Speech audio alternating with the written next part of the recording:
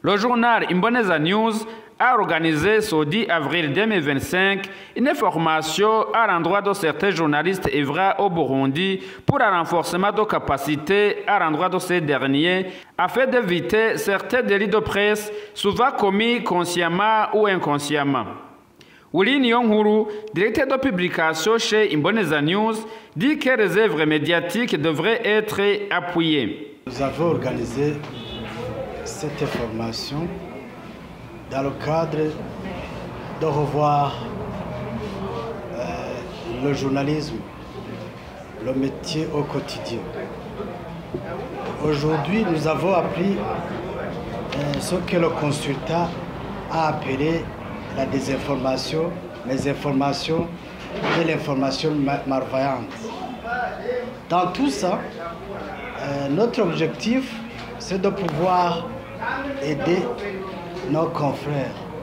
Ce que nous avons organisé à notre média, d'autres journalistes pourront le faire. Si nous sommes ensemble, nous pouvons faire une grande chose.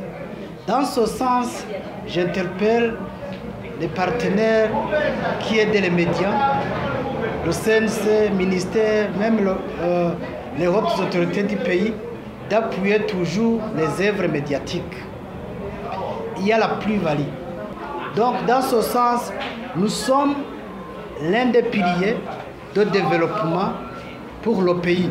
Nous sommes l'un des piliers pour renforcer les valeurs universelles telles que la paix, l'amour, cohabitation sociale.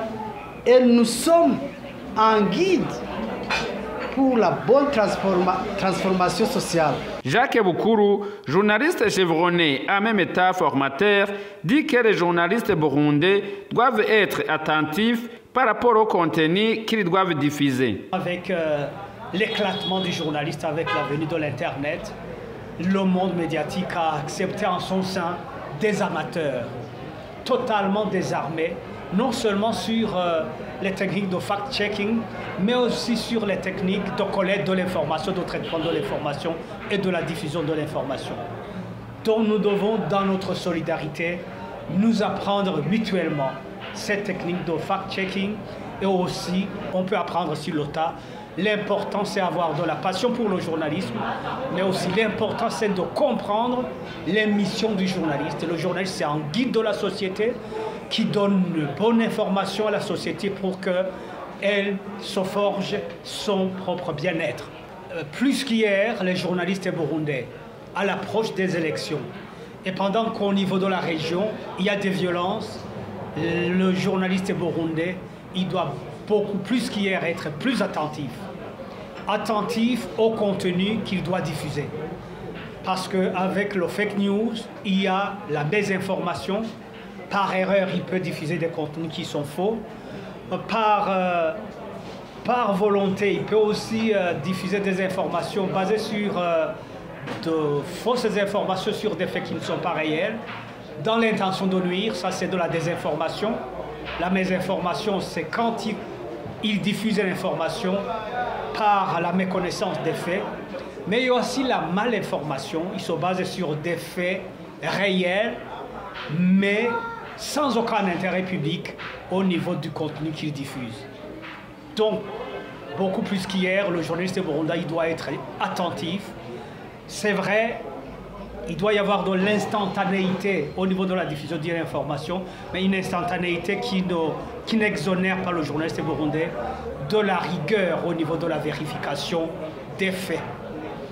À l'approche des élections, pendant qu'il y a des turbulences au niveau de la région, quand par exemple quelqu'un diffuse une information faisant état de l'attribution des armes au sein des Imbonerakure, les membres du parti au pouvoir sur la côte de la Kibira, son intention, c'est de dire, messieurs les autres membres des partis politiques, il faut faire attention, il va y avoir des attaques contre vous. On a dit, quand il y a eu l'Holocauste en Allemagne, les nazis n'étaient pas des monstres. Les nazis n'étaient pas des monstres. C'est par des mécanismes pareils qui sont en sont venus à commettre le génocide contre les Juifs.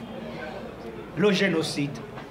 Les gens de bien, les gens gentils peuvent devenir des diables par les phénomènes de désinformation, de malinformation. Une mauvaise information qui leur parvient et par anticipation, ils peuvent prendre des mesures d'autoprotection et ils attaquent le cas adverse. C'est le réductionnisme qui est poursuivi par les auteurs de la désinformation, de la malinformation. On réduit l'autre camp au pire de lui-même, alors on réduit son camp, on lui donne une image merveilleuse. Alors les camps s'affrontent.